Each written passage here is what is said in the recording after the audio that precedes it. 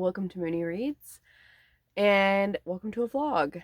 It is November 2nd, so it's Nonfiction November. Most of my reading is going to be focused on that, so most of this vlog is going to be focused on that. I may read a little bit of fiction too, but, you know, we'll see where it goes or what happens. I'm going to start out talking about what I'm in the middle of, and then I'll talk a little bit about TBR. I am bringing in a few books from last month, or previous months that I hope to finish. I actually just got Momfluenced back from the library. I started the audiobook maybe in September, I think, during the Rent Readathon. And I was really loving it, but somebody else had a hold on it, so I couldn't renew it. And that takes a closer look at the culture of mommy influencers, which is adjacent to the cult TBR that I've been reading. A while back, I read Hey Hun, which was on MLMs, and like the culty nature of MLMs, and I figured Momfluenced would probably cover some of this as well because moms are a heavily targeted demographic for MLMs, and certainly a ton of Momfluenced has talked about advertising, and where I stopped was also starting to talk some about religious fundamentalism, also very adjacent to my cult TBR. So I have high hopes. I've also been reading Groundings with My Brothers by Rodney. He wrote How Europe Underdeveloped Africa. I've got this and maybe another one by him that I plan to read before that one. I'm about halfway through, and it's very good. It's talking about kind of Black power, particularly looking at the Caribbean. I also have been reading Gender Magic, Live Shamelessly, Reclaim Your Joy, and Step into Your Most Authentic Self, which is self-help by a non-binary therapist, and kind of reframing the way that we think about gender, which I do very much like the idea of reframing gender and looking at kind of like stepping into joy. I think that's going to be helpful personally. I wasn't super enthused with, like some of the stuff in talking about, like, changing your mindset. Hopefully they'll expand more as, we're kind of going into this, but, like, I feel like people are so vague when they talk about, like, reframe how you're thinking, and they even acknowledge, like, oh, well, you know, there are all of these social ills, they can really impact you too, but you've got to, like, change the way that you think, and it's like, that's a good idea, but where are we going with this? So, overall premise I'm liking. Some of the details hopefully will be resolved. We'll see. I'm still hopeful, and I've been journaling along with it, which has been really nice. So overall positive, though I'm tentative with some of it so far. Another book I'm in the middle of, you see, this is the sort of time I've been having with reading. I'm in the middle of 500 things, and this is only my nonfiction. Palestine by Joe Sacco, which is a graphic nonfiction about his experience in Palestine as a journalist. He doesn't really, like, he does talk about his time there. That's literally what it's about and how people interact with him. But he doesn't really put his opinion necessarily about the stuff that's happening. He's just telling you more or less what he saw and what the people have said to give you a picture of what being in Palestine looks like. But I'm about a third of the way into it. And then the final thing I actually started today, which is Wildcard. Let Your Tarot Tell Your Story. I don't think I described that very well, but it was recommended by a coworker. It's a very pretty book. It's a little bit hard to see with the ring light, but that's okay. So Wow, I've been filming for 8 minutes. This is gonna be a long vlog. Hopefully that's fine. So those are what I'm in the middle of. And so obviously those would be on my TBR because I'm reading them. The only other book that I have that is definitively on my TBR that I'm reading is The 100 Years' War on Palestine. If you've been on the internet, hopefully you've seen this. It's on the majority of lists for recommendations of Palestinian history. I've had this book for a minute, and kind of hoped to read it during the nonfiction summer thing that I was doing, but just didn't get around to it. And now I think the Book of Sociologist is doing a read of it through this month and next month. So I'm going to try to be following the schedule that they put out. And it's also the No Name Book Club pick too. So now's a good time to read it. So the rest of my reading, as though I should even begin to step outside of this if I want to finish any of them. For the rest of it, I've got a stack with several vibes happening and a truly ridiculous number of books that I have tracked out from the library. I have been using the library a lot more recently, particularly physical books. All of the times that I've read audiobooks, with like maybe 3 exceptions ever, like, have all been from the library, Libby, Hoopla, etc. But I've been going to the physical library a lot more and haven't quite maxed out my library card, but we're well on the way.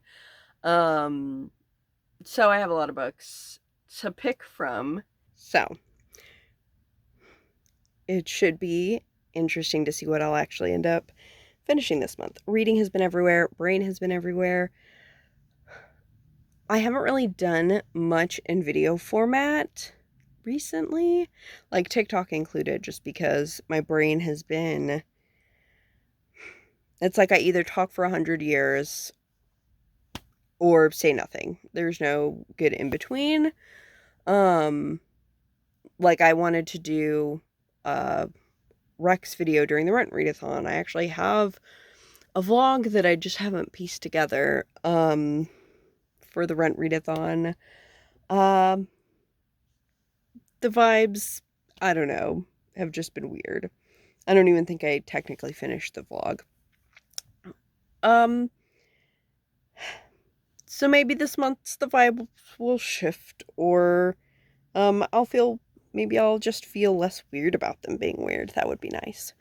So I'll get back when I have something of substance to say about one of these.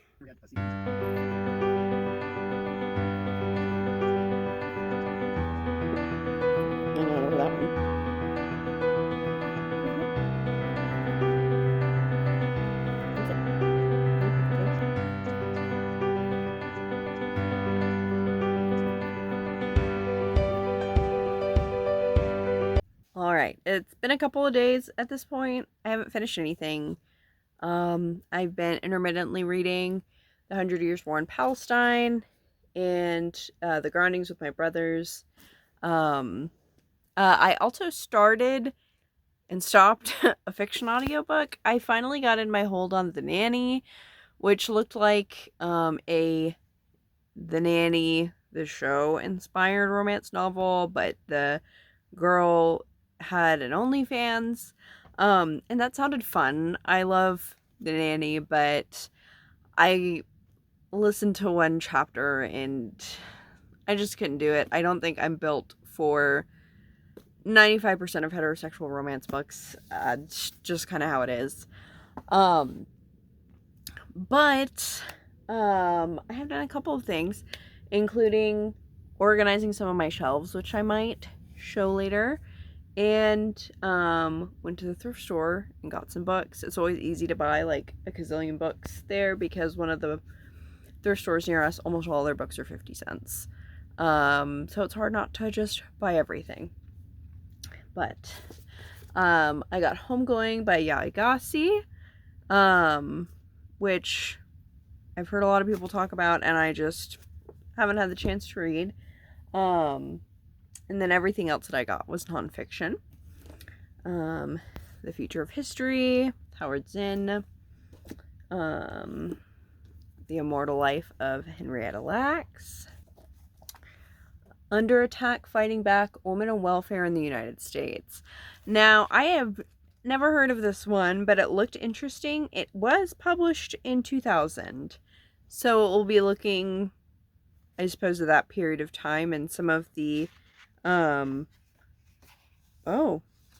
apparently it was originally bought, is there a date on here? In 2011, because their receipt is in here.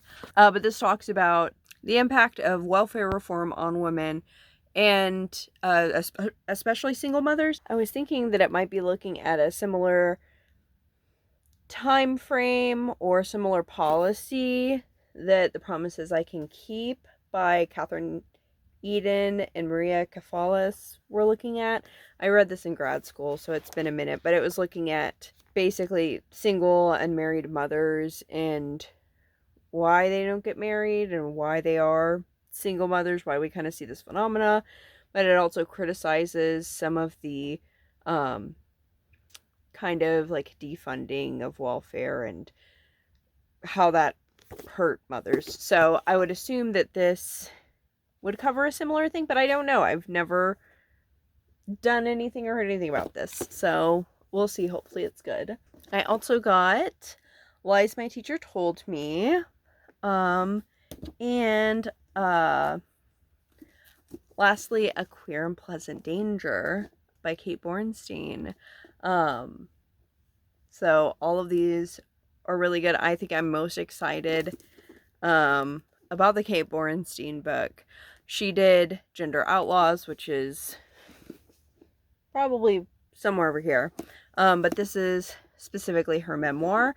And not only is it, I'm very interested in queer studies. I think, that book is kind of a gender studies classic. So I'm interested in Kate Bornstein. But she was also a Scientologist before she transitioned. And that's also very in line with my, cult TBR. So, that's going to be super interesting. All right. It's a day later now, a couple days later, I don't know. But I finished Momfluenced by Sarah Petersen. I actually started this in September during the Rent Readathon. My audiobook, somebody had a hold on it, so I had to send it back and didn't get to finish it. I got the book from the library, but then the audiobook hold came back in, so I did actually listen to the rest on audiobook and just use this to go back and look over stuff. But it was really interesting. She's looking at mommy influencers, largely on Instagram, though she does talk about blogging on other platforms and mentions TikTok a little bit. But she's looking at kind of a lot of the issues within this, looks a lot at marketing, also looks a lot at white supremacy, and fundamentalism to a certain extent. Later on in the book, she also talks about some of the positives too, so especially marginalized people finding community. And overall, she kind of talks about how we can see certain things being created or recreated, certain standards through influencing, especially depending on kind of which corner you're looking in. So looking at kind of consumerism in these different ways. There's also some interesting stuff about how a lot of particular aesthetics aligned with this, not just these moms having these particular aesthetics and then selling items, which was a piece of it, but even down to some of the she talks specifically about paint and paint colors, which was weird to me. I would think maybe brands, but even particular colors, not just you know, white versus black or purple or something, but different like shades of white. But one of the things that somebody who's actually involved in the selling of all that was talking about was the fact that neutrals are so popular, partly because of like the roles that influencers have in like advertising. So they want to have, or it would be better for them to have these neutral colors for that purpose. But then since they're also putting forth these particular aesthetics, now you have the, like, I guess these particular trends within these people that I don't know, that was just very interesting. She also spends a lot of time talking about the role that mothers online play or have played in alt-right stuff. So perpetuating disinformation and misinformation, QAnon, just straight up white supremacist shit, and talking about specific influencers. Like, I think she said that one of the only women who is slated to talk at, I want to say Charlottesville, one of the really big like white supremacist rallies that had happened was a mom influencer that promoted a lot of like trad wife sort of stuff. She didn't end up talking there, but would instead just put the talk up online. So that was really scary but interesting to see. I went into this hoping they would talk about MLMs. They did not talk about MLMs. Just advertising as a whole, which I understand MLMs is a smaller microcosm of that. The only thing, I did find a lot of this super interesting, but it was kind of a letdown in terms of some of the conclusions that she drew from some of this. Like, as much as she does talk about like white supremacy and the role that certain influencers played, and then she also interviewed some influencers who are women of color, and also looking at other intersections like at fatness, and I don't think she digs into disability as much, but she does talk to these different people and talks about different aspects of identity and different issues that they face, especially medically, looking at maternal mortality, how seriously people are being treated by their doctors and stuff like that, and how they're treated by the general public as mothers, who is allowed to make mistakes publicly. But then, you know, as much like good commentary there was there, she then later goes on to talk about stuff in a way that's just very like, she talks about in one particular section how one of the people that she interviews talks about how basically pay equality is good not just for the individual but for like businesses and people spending money, and seeing that as a positive thing and a reason that equality is like inevitable more because businesses profit from it. And the author just kind of went with that. She actually says, like, you know, oh, I hate to support capitalism, but if that's what gets us closer to equality, then that's fine. But like, ignoring the whole like problem with capitalism that the book posits, on top of all this other stuff, like how long is it going to take like all of these other marginalized people to see anything from that sort of attitude, if you just kind of assume like businesses are gonna fix inequalities that they're like contingent upon. There are just a lot of layers of like nonsense to a lot of that. And then also kind of towards the end, she's talking about kind of her own reflections of all of this, and kind of unpacking what deconstructing some of these myths of motherhood looks like for her specifically. And she talks some about hope, and I felt like a lot of that also fell sort of flat, because she's basically like, I mean, I think that hope is an essential part of making the world better, but it kind of just stopped at that. And didn't really have anything past that. And she even mentions like mothering as a tool, like for change, and that is true, but that's because you're like teaching the next generation. And I don't know, there's just a lot that she could have said and then didn't, so it makes it sound like she's theoretically unpacked things and now can feel certain ways or do certain things in private, that then that's somehow like the big thing that came out of this.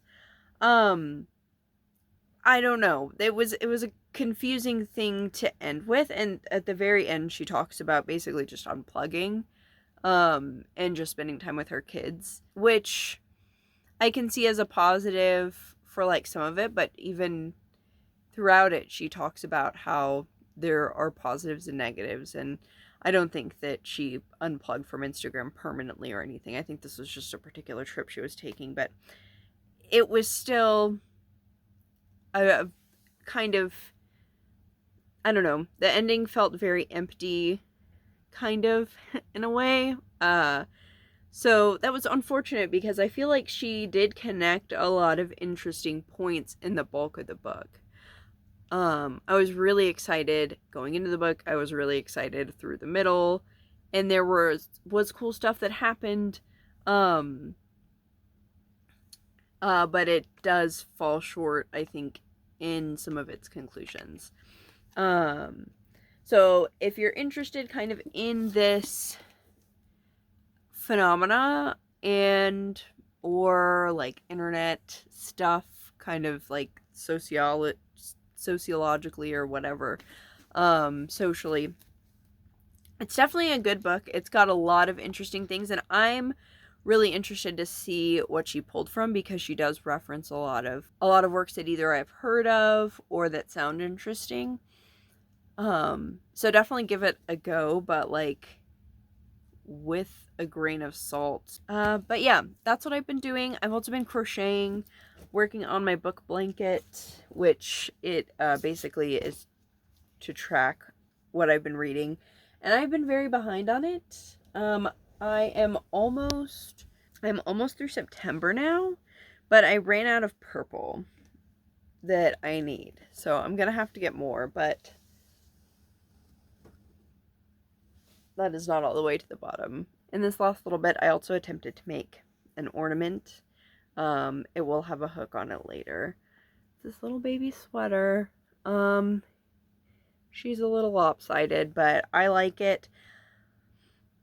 My thoughts in seeing this initially were, oh, I could make several of these and they could be little gifts or something, but this was kind of a pain in the ass.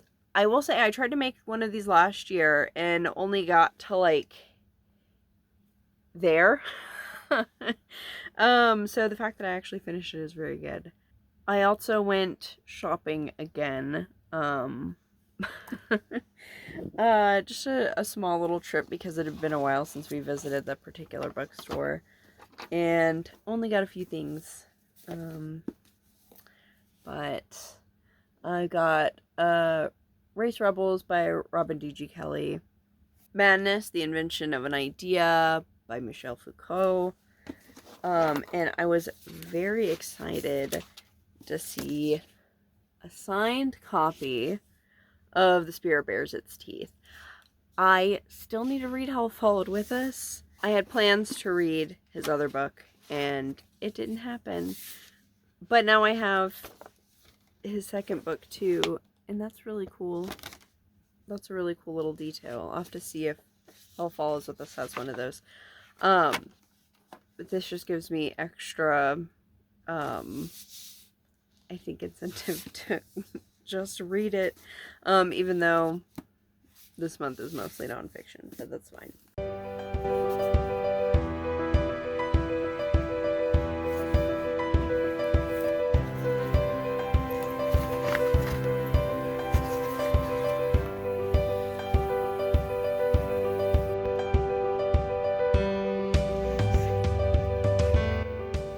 So, I just finished The Groundings with My Brothers by Walter Rodney. I started this sometime. It's been a minute. It's one that I've been reading actually mostly at work on my breaks, so it's not very long, but I was reading it in short spurts. But it's very good. This is largely based around Walter Rodney's time teaching in Jamaica. He's talking a lot about Black power and what that really looks like, especially with kind of certain notions that came in and impacted people's understanding. So he talks about that. He talks a lot about the history of the West Indies, in African history, how those are linked and why they're important for people to know. And he talks a lot about like teaching there, or specific, not just teaching there, but a big part of this is looking at connecting, first of all, connecting these ideas that you get in these scholarly spaces with actions. So with the actual people who are on the ground doing things. He talked a lot with Rastafarians who are very oppressed kind of in the society. He spent a lot of time with them, not just teaching them, but also learning from them, which was a big part of this. So this had a lot of really cool stuff in terms of history, and context, and just discussion of white supremacy. But there was also a lot interesting pedagogically, that's, I don't know if that's a word. There's a lot of interesting stuff, pedagogy, teaching. I'm actually in the middle of another book on teaching and settler colonialism that I think it's good that I read this kind of while reading that, because they're very connected. This was very interesting, very cool. I plan to read some of his stuff kind of in order. I want to read, obviously, How Europe Underdeveloped Africa, but there's at least one book that I want to read before that. But this was very good. Even though this was written in like the 60s, it's still, I think, very applicable in a lot of ways. I mean, the nature of white supremacy is still the same, and the nature of settler colonialism, I think there's a lot that's relevant here, especially looking at Palestine, since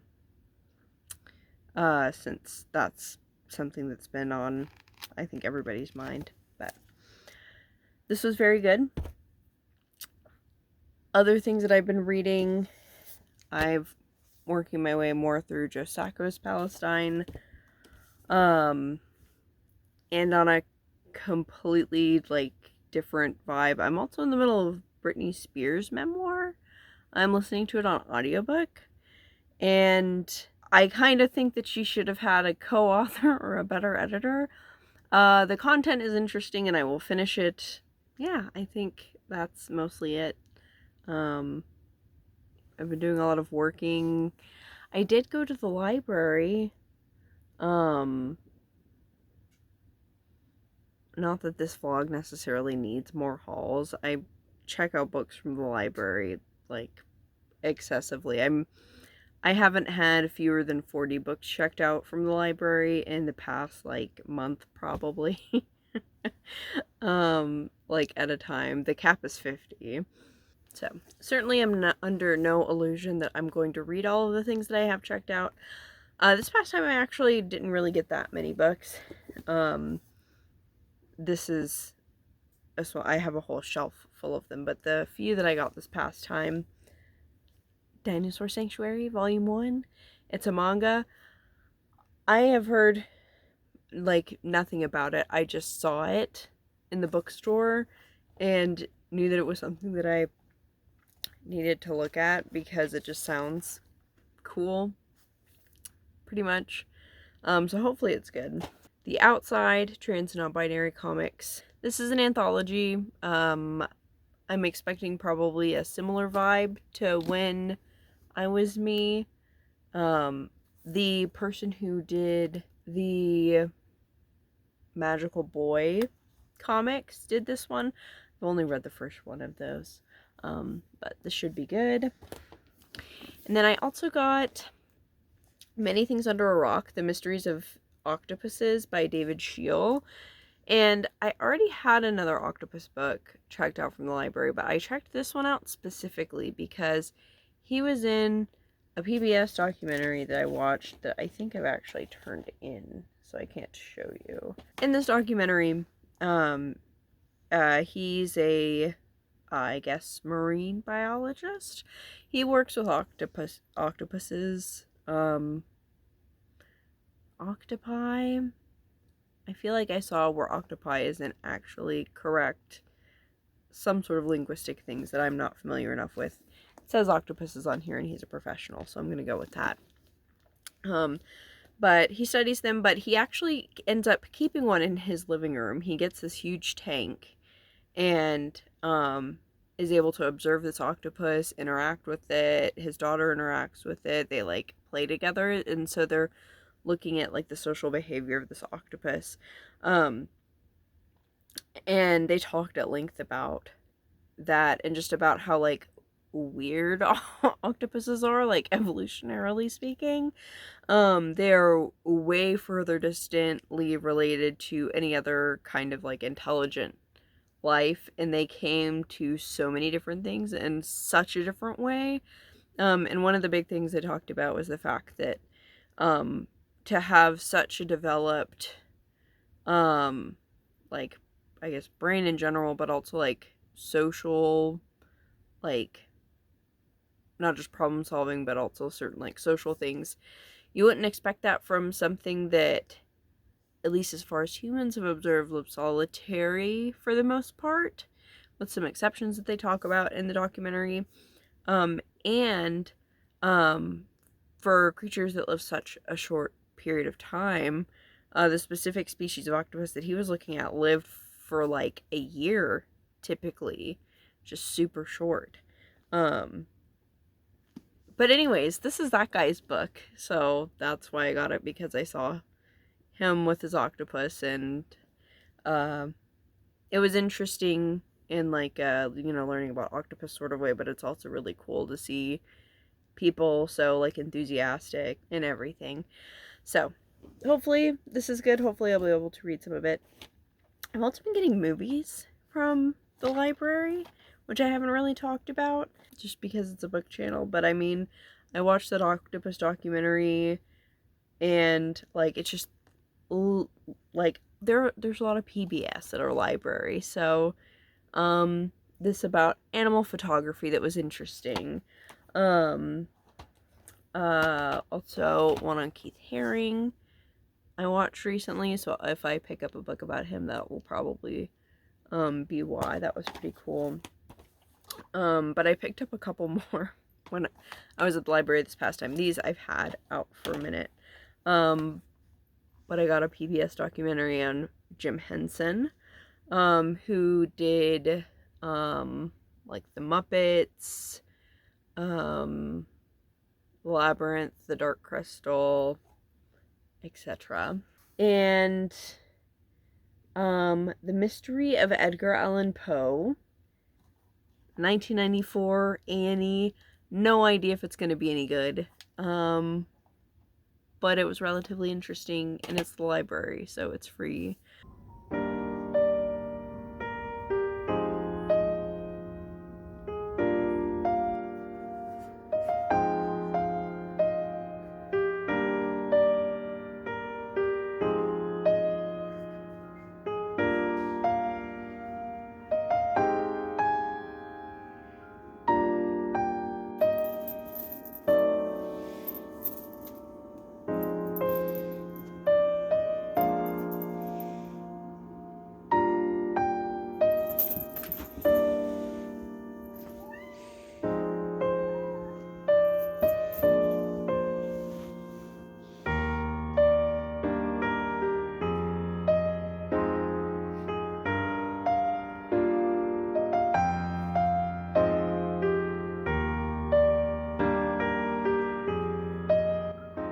And that is where I'm stopping part 1 of my Nonfiction November reading vlog. Tune back in for part 2, and in the meantime, let me know in the comments your favorite recent nonfiction read. Thank you all so much for watching. Bye.